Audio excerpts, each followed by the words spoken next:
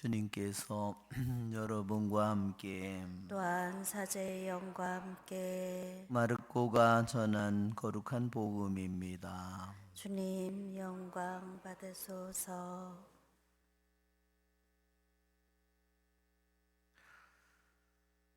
그때 어떤 나병 환자가 예수님께 와서 도움을 청하였다. 그가 무릎을 꿇고 이렇게 말하였다. 스승님께서는 하고자 하시면 저를 깨끗하게 하실 수 있습니다. 예수님께서 가엾은 마음이 드셔서 손을 내밀어 그에게 대시며 말씀하셨다. 내가 하고자 하니 깨끗하게 되어라. 그러자 바로 나병이 가시고 그가 깨끗하게 되었다. 예수님께서는 그를 곧 돌려보내시며 단단히 이르셨다. 그에게 이렇게 말씀하셨다. 누구에게든 아무 말도 하지 않도록 조심하여라. 다만 사제에게 가서 내 몸을 보이고 내가 깨끗해진 것과 관련하여 모세가 명령한 예물을 바쳐 그들에게 증거가 되게 하여라. 그러나 그는 떠나가서 이 이야기를 널리 알리고 퍼뜨리기 시작하였다. 그리하여 예수님께서는 더 이상 드러나게 고을로 들어가지 못하시고 바깥 외딴 곳에 머무르셨다. 그래도 사람들은 사방에서 그분께 모여들었다. 주님의 말씀입니다. 그리스도님 찬미합니다. 앉으십시오.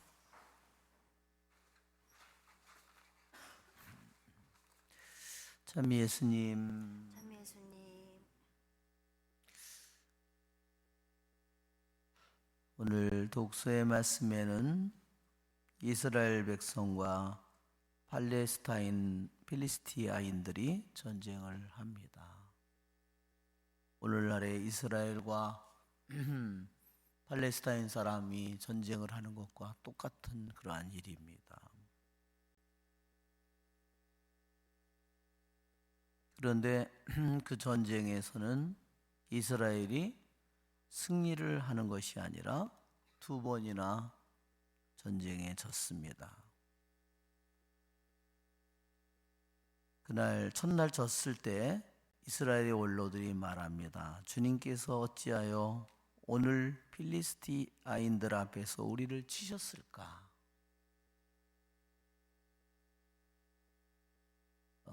하느님의 그 당시의 이름은 만군의 주님입니다. 전쟁의 하느님이라고 그랬어요. 근데 왜 하느님께서 필리스티아 적을 치지 않고 오히려 이스라엘 백성을 치셨을까?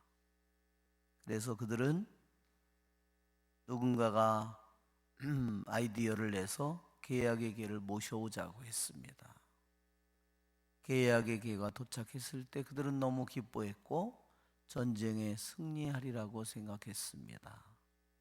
그런데 놀랍게도 정반대의 결과가 나왔습니다. 그들은 첫 번째 전쟁에서는 4,000명이 죽었지만 계약의 개를 모시고 온 후에 그들은 보병이 3만이나 쓰러졌다고 했습니다. 그리고 계약의 개도 빼앗겼고 엘리의 대사제의 아들 둘 다 죽었습니다. 그날 아버지도 죽습니다.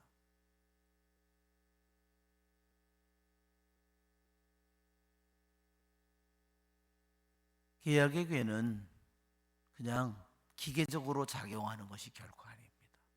우리가 동전을 집어넣으면 자판기에서 커피가 나오듯이 그렇게 자동적으로 작용하는 것이 계약의 괴가 아닙니다. 그 이름이 의미하는 바를 잘 생각해야 됩니다. 이스라엘 백성과 하느님 사이의 계약을 지키느냐 지키지 못하느냐에 따라서 축복이 될 수도 있고 저주가 될 수 있는 겁니다. 우리가 세례를 받았다고 모든 것이 끝난 것이 아니라 세례를 받은 것은 우리들이 그분과 계약을 맺는 거죠. 악을 끊어버립니까? 끊어버립니다. 죄를 끊어버립니까? 끊어버립니다. 마귀를 끊어버립니까? 끊어버립니다. 그러나 자기 스스로 계약을 깨뜨린다면 그는 세례를 받지 않은 것만도 못한 존재가 되는 겁니다.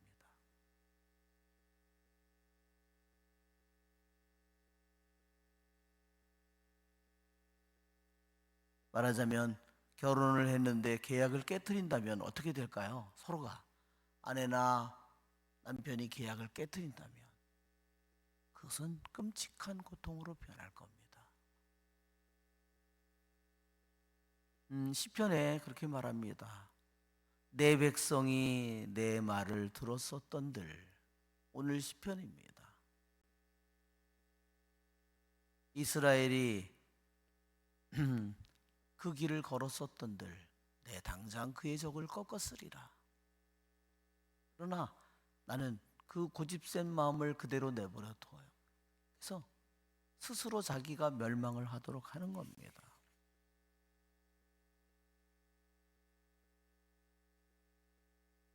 계약의 괴가 힘이 없어서 무능해서가 아닙니다.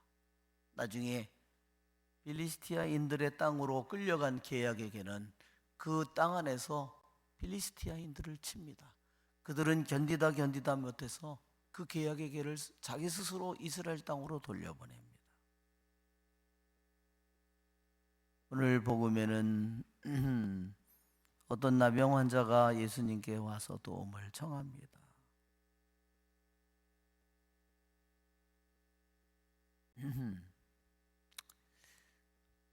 그는 온몸이 정말 나병으로 가득 찬 사람이었겠죠. 예수님께서 가엾은 마음이 드셔서 손을 내밀어 그에게 대시며 말씀하셨다. 내가 하고자 하니 깨끗하게 되어라. 그러자 바로 나병이 가시고 그가 깨끗하게 되었다.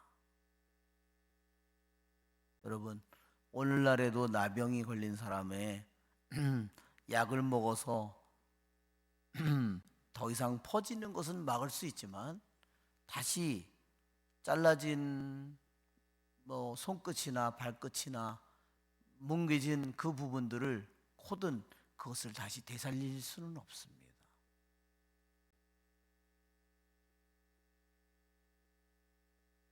예수님의 거룩한 손이 그것을 어루만지고 단 한마디의 말씀을 하셨을 때 그냥 나병만 없어졌을까요? 정말 약을 먹어도 그것이 작용하려면 얼마나 오래 걸리는지 모릅니다.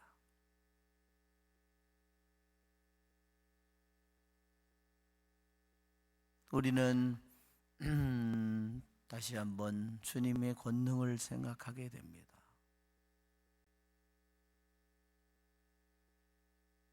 나병은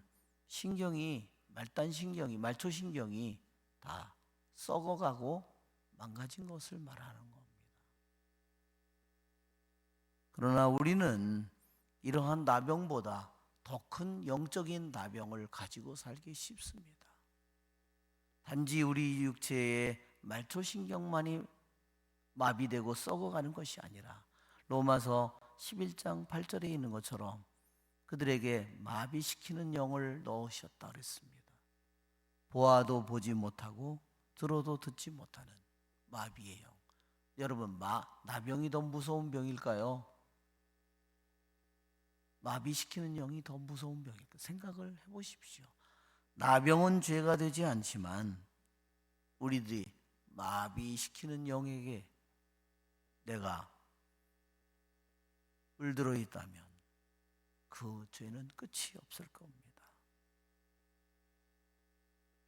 우리들 자신이 나병 환자보다 더 끔찍한 죄를 가지고 있다는, 병을 가지고 있다는 사실을 우리가 기억해야만 합니다. 오늘 복음의 끝에 예수님께서는 더 이상 드러나게 고을로 들어가지 못하시고 바깥 외딴 곳에 머무르셨다고 했습니다. 원래 나병 환자는 마을 외딴 곳에 머물러 있었겠죠. 마을로 들어갈 수 없는, 사람들이 없는. 예수님의 모습과 나병 환자의 위치가 정반대로 바뀌었다는 것을 보여줍니다. 예수님이 몰라서 그 사람을 치유해 줬을까요? 예수님은 물론 그러한 결과가 생길 것을 알고 계셨을 겁니다. 우리의 좋으신 주님을 찬미합시다.